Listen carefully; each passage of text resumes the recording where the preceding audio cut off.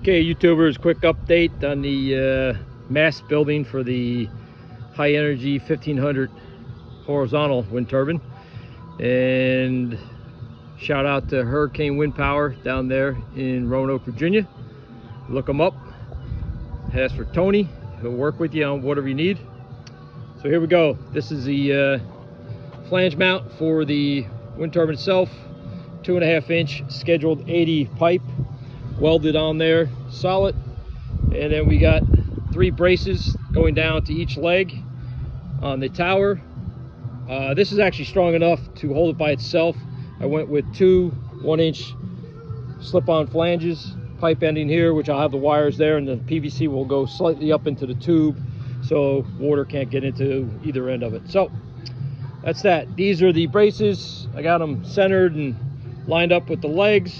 Now I just got to come back. I just tack welded them in place because I wanted to make sure I could get these mounts back in place, because I'm not a professional welder, but I know as you weld, it pulls things and warps them, especially there. I mean, you could see this just from those 2 steel plates there.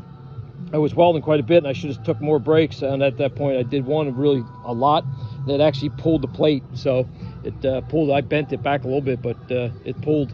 So I wanted to make sure I could do it, because if it pulls it after I weld these together, I would never be able to bend this back to meet these poles. So it's in place. I'm going to get my welding equipment now and drag out the wires out here, and then weld these up.